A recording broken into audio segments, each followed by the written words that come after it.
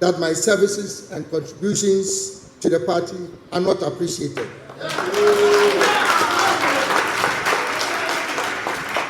And that my continuous stay in the party will create further tension and divisions, which is an exact replay of the circumstances that led to my decision to resign from the party in 2008.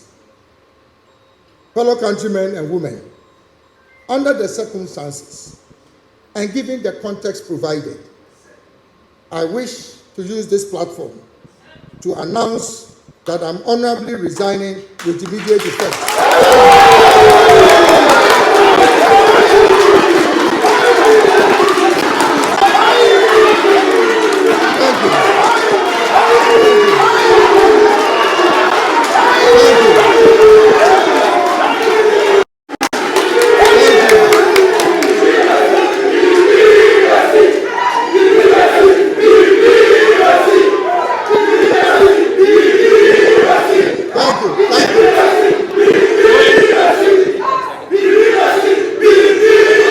Thank you. Thank you very much. Thank you very much. Thank you. Thank you. Thank you. Thank you very much. Thank you. Thank you. Thank you.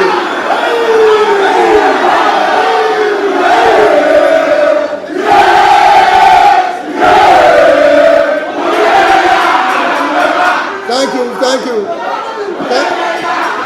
Thank you very much.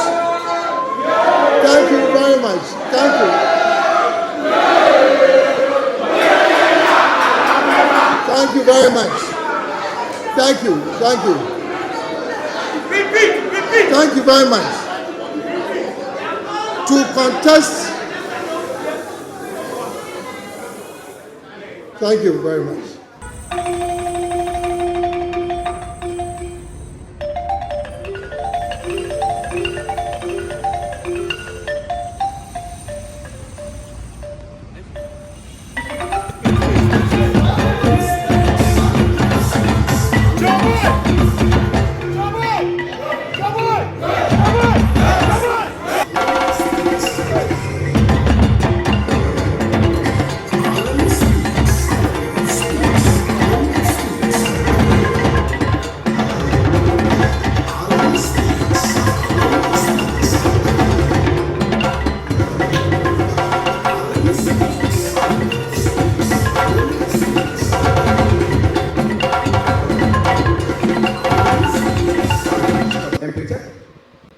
From a human project into an independent foundation, which is recognized as a world-class institution and best practice model for entrepreneurship development in Africa. Between 1984 and 1990, he managed a number of major private and public sector consulting assignments in Ghana. As a principal consultant and head of public system management with the Management, Development and Productivity Institute, MDPI, a leading management development institution in Ghana. Prior to this, he was a senior corporate executive with UAC Ghana Limited, a subsidiary of Unilever International, where he worked in various managerial positions with distinction between 1977 and 1984.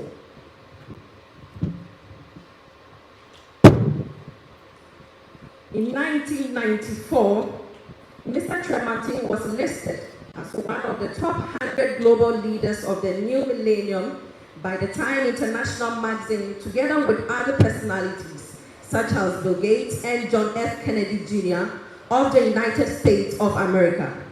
In 2013, he was nominated by the heads of state of the African Union to contest as Archbishop of the Church of England, the Most Reverend Alan John Knight, who was the headmaster of the all-boys Anglican boarding school, now at the Southern College in Cape Coast, in the 1930s, and a mentor to his father, A.A.Y. Kyrematen. In 1951, his father became the founder and first director of the Center for National Culture, located in Kumasi of the Ashanti region. Mr. Kyrematen is married to the loving and ever graceful Mrs. Patricia Christabel Kyrematen, née Kinsey-Yina, the daughter of Justice Joseph Kinsey-Yina, Ghana's Electoral Commissioner, during the 1979 presidential election. Alan and Patricia are blessed with 2 sons, Alex and Victor.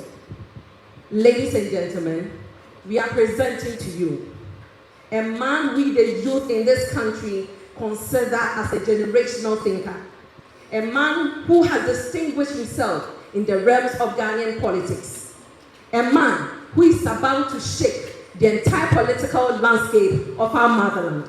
With a big round of applause, let's welcome John Kwadwo Kyerematen.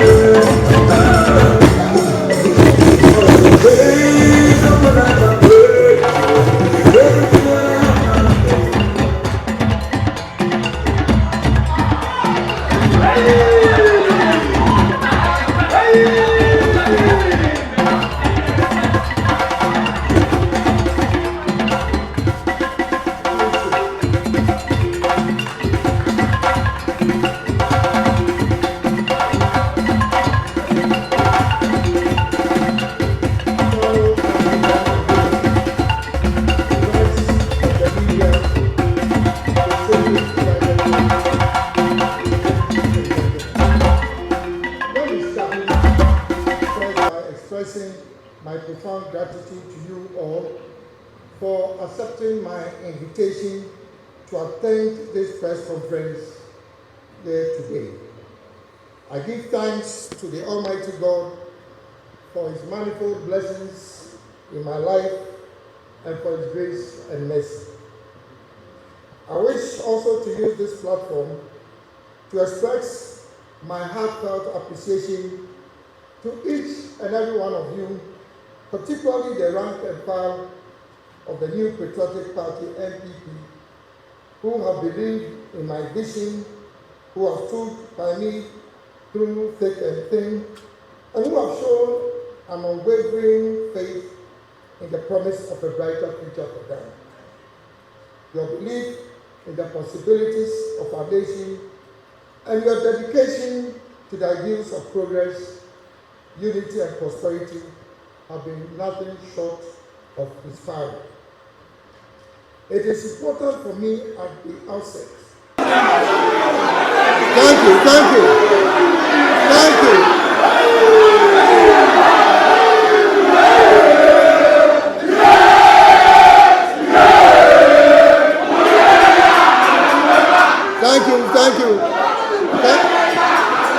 you very much. Thank you very much. Thank you. Thank you very much. Thank you. Thank you very much. To contest. Thank you very much. To contest for the high office of the President of the Republic of Ghana in the 2024 general elections as an independent presidential candidate.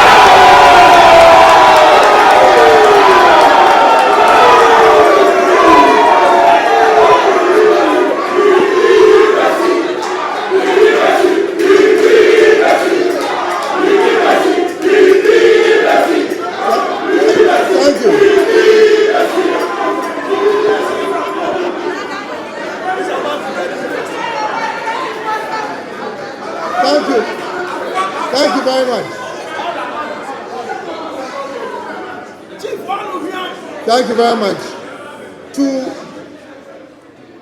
To actualize this goal, can we have some quietness, please? To actualize this goal, I will establish and lead a new movement for change in Ghana. The brand logo for the movement is the Monarch Butterfly,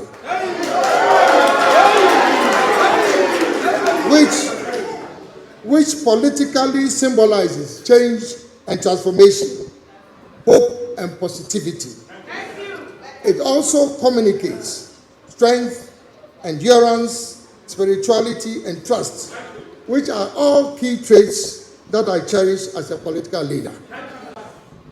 In Akan, it is known as Afafanto.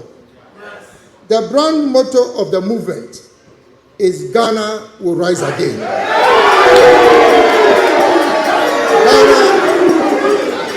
Ghana will rise again, which symbolizes hope for the future of Ghana. The new movement will be led and powered by the youth of Ghana.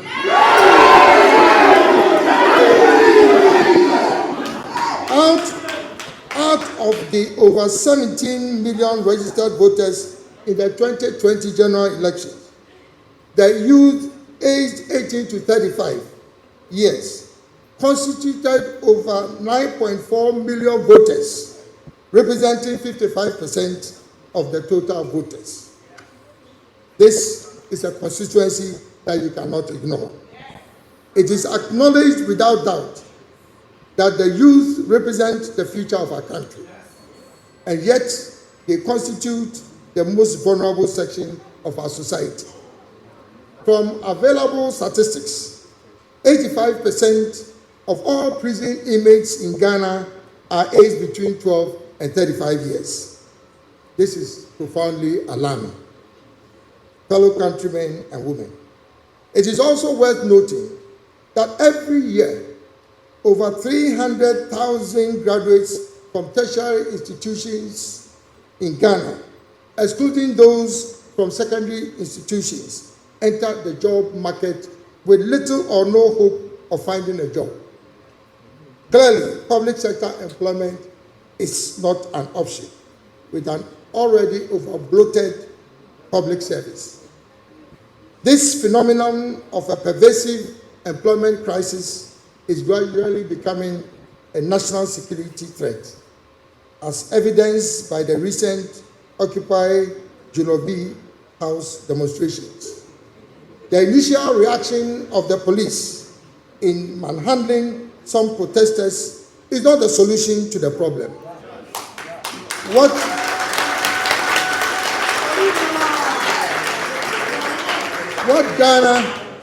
What Ghana needs now is change, which will provide long-lasting solutions to the challenges confronting our country.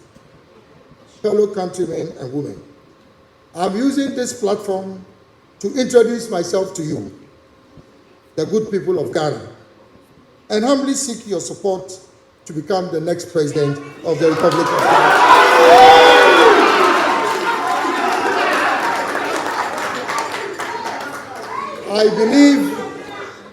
I believe with unwavering conviction that I am the only leader who can guarantee the economic and industrial transformation of our country, the restoration of confidence in political leadership, and the unification of an increasingly divided nation.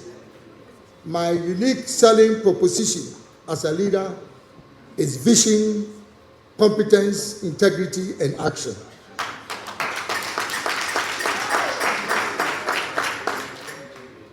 The four dominant themes for this change agenda which will be pursued by the movement are as follows. 1.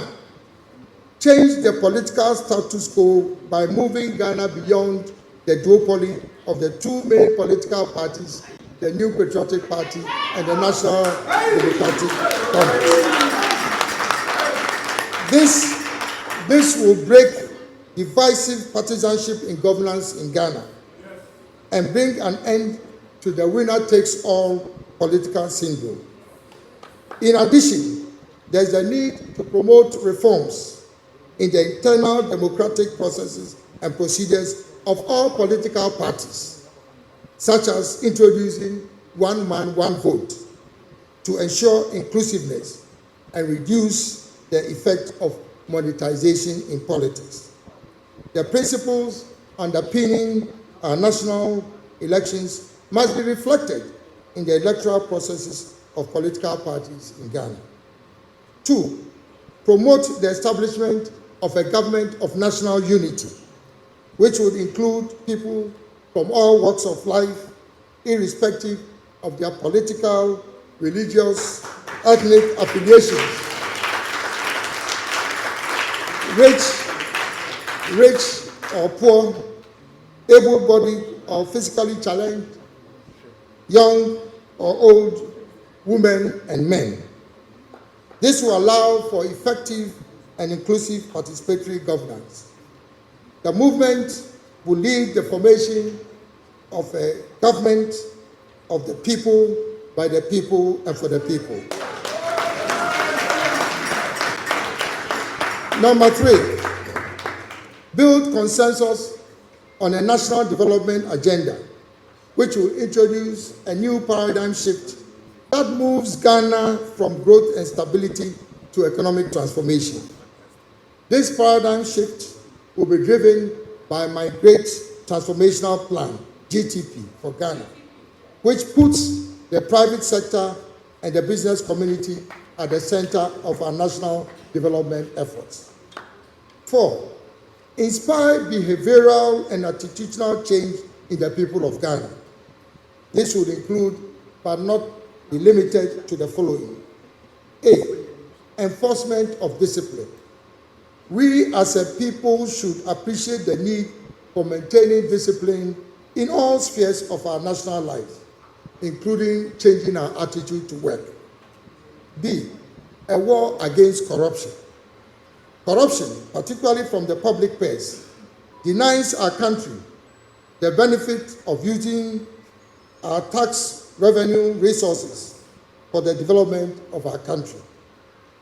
All sections of the Ghanaian society should wage a vigorous war on corruption through a combination of legal and institutional reforms, the application of technology, including artificial intelligence, blockchain technology, and data analytics, as well as maintaining societal pressure against corruption and leading by example. If elected as the president of this republic, I will sign a citizen's contract with the people of Ghana, committing myself to wage a relentless war against corruption.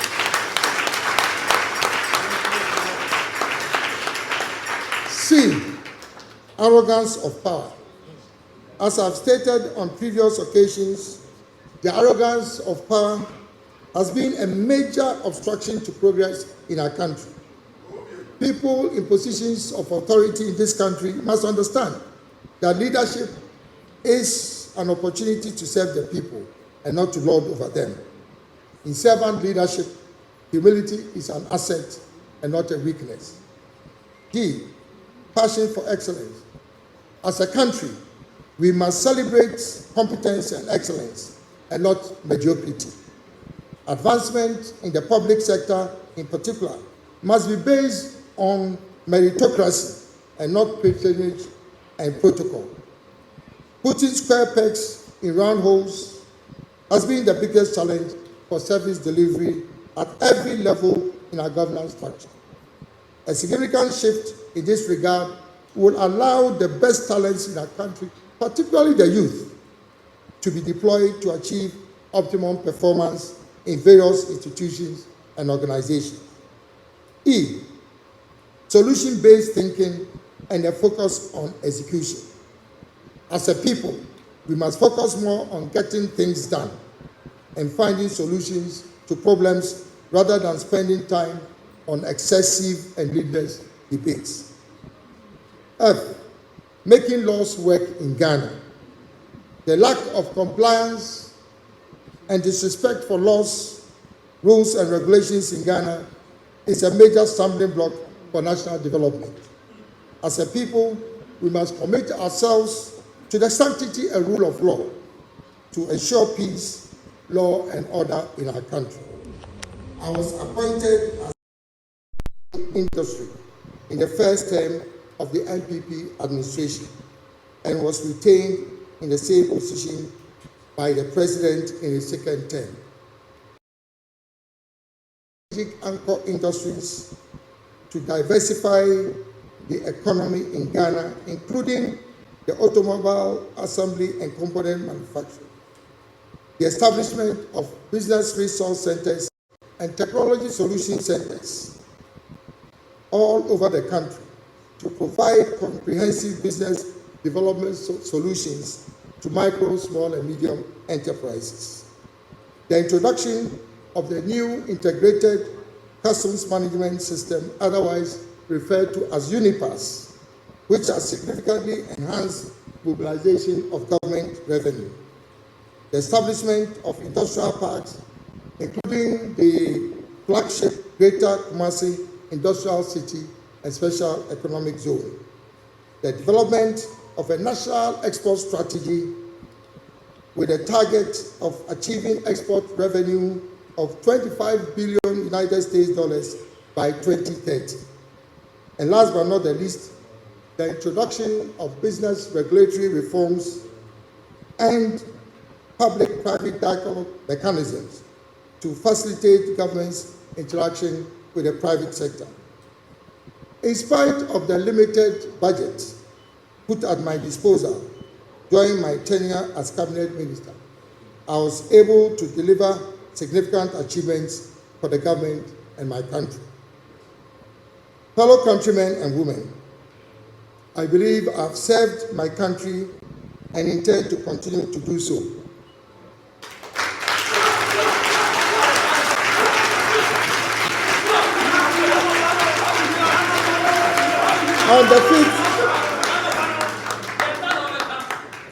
On the 5th of January 2023, I resigned honorably from my position as cabinet minister and declared my intention in a national broadcast to contest the presidential primaries of the NPP. On the 26th of August this year, I participated in the Super Delegates Conference to shortlist the 10 aspirants who had filed their nominations to contest in the primaries. I was selected as one of the 5 candidates to contest for the main presidential primaries scheduled for the 4th of November 2023. Fellow countrymen and women, after carefully analyzing the results of the Superdelegates Conference, I issued a press statement on the 6th of September this year, declaring my intention to exit the process leading to the presidential primaries. In the run-up to the Superdelegates Conference, the National Council of the party made some of the most controversial and contentious decisions in the history of our party. They rejected a petition signed by 9 out of the 10 aspirants requesting for the Superdelegates Conference to be held in one location, as well as to allow each delegate at the conference to nominate 5 persons instead of 1, in line with the provisions of our party's constitution. In my humble and considered opinion, the decisions of the National Council were both unmeritorious and unconstitutional. To make matters worse, it was absolutely clear, as I indicated in my press statement of the 6th of September this year, that the Superdelegates Conference was strategically and tactically skewed and maneuvered in favor of one particular aspect. The level of intimidation and monetization that characterized the conference is unprecedented in the history of internal elections of our party. The subsequent decisions made by the National Council to vary the rules of procedure for the runoff arising from the Superdelegates Conference, in direct contravention of both the constitution of the party and the guidelines which had been issued by the Presidential Primary Selections Committee, will go down in history as a travesty of justice and a demonstration of high-handedness by the highest decision-making body of the party, second only to the annual delegates conference. fellow countrymen and women, I joined the new Patriotic Party at the very beginning of its establishment as a founding member, believing in its core values and the long-standing traditions of its antecedents, predicated on the principles of fairness, equity, probity, accountability, and transparency. I have devoted the best part of my professional career to serving the party, and I still believe in the vision of the founding fathers of the party. However, the NPP, as it exists now, has very little resemblance to the party that I joined in 1992 and helped to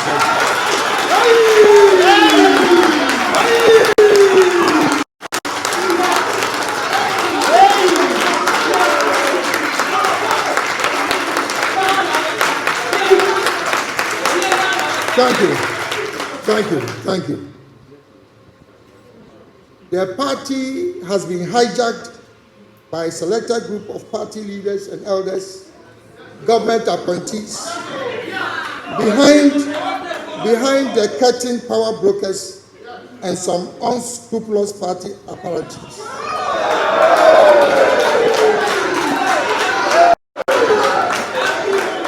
It was my fervent wish to use the vehicle of their party to bring my God-given talents, experience, and knowledge acquired both locally and internationally over a period of 46 years to serve our dear nation, Ghana, at the highest level of executive authority. It is abundantly clear to me that my services and contributions to the party are not appreciated.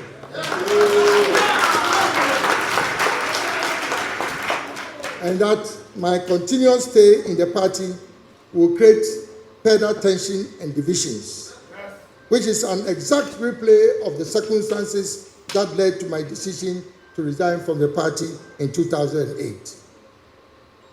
Fellow countrymen and women, under the circumstances and given the context provided, I wish to use this platform to announce that I'm honorably resigning with immediate effect.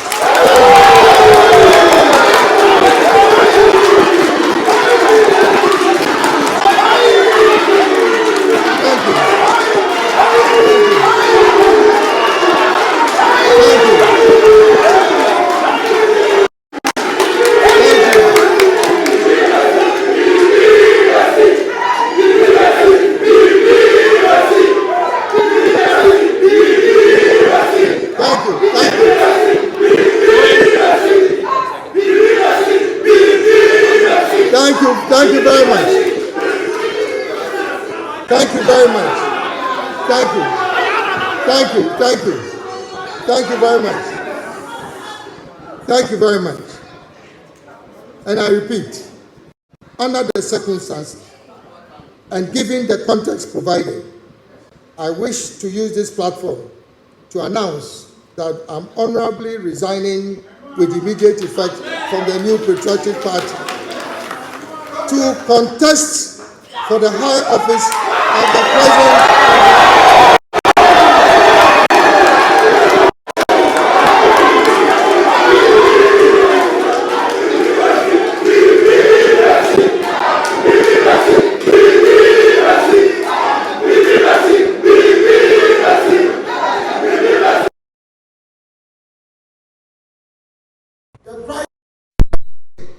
And promoting good citizenship, as well as patronizing made in Ghana goods, is a development imperative. Fellow countrymen and women, Ghana is at a crossroads, and the dynamics of our time requires a transformational leader. I believe that I am the leader for this time. I have already put forward for the consideration of our country the Great Transformational Plan, GTP, which will significantly deal with poverty and bring prosperity to our nation. The GTP is anchored on 10 pillars namely, 1. Building a strong macroeconomic environment which will be characterized by a stable currency, low inflation, sustainable debt levels, revenue optimization, tight expenditure control, low competitive interest rates, strong external reserves backed by high levels of liquidity to support the financial sector. 2. Introduce a new agricultural revolution for Ghana, which will first take advantage of both local, regional, and global markets. Secondly, be driven by technology, innovation, and cutting-edge research. Follow and watch Ghana News TV. Media, let us say, the more about abbyexpress.com. abbyexpress.com, the media, yeah, I got a phone near Bagina, near Papua, near the other abbyexpress.com. And then I walk in free Ghana, and Africa, and Papua, and Saturday. Can tell me now, open out the other down home party, Asiana. Maybe I will be abbyexpress.com. Yeah, they are Papua, near Manu, yeah, they blow abbyexpress.com. Yeah, dear, I mean, and the end I wash a share. Who are Europe abroad today, and now America, Australia, no one, that's Asia now. Maybe I will be in Srokra. Everyone is on abbyexpress.com. Now, the Warrior was Sabeka. abbyexpress.com. Where they end your move, abbyexpress.com. Where they papa. abbyexpress.com. Yeah, the Ghana, and 12 hours.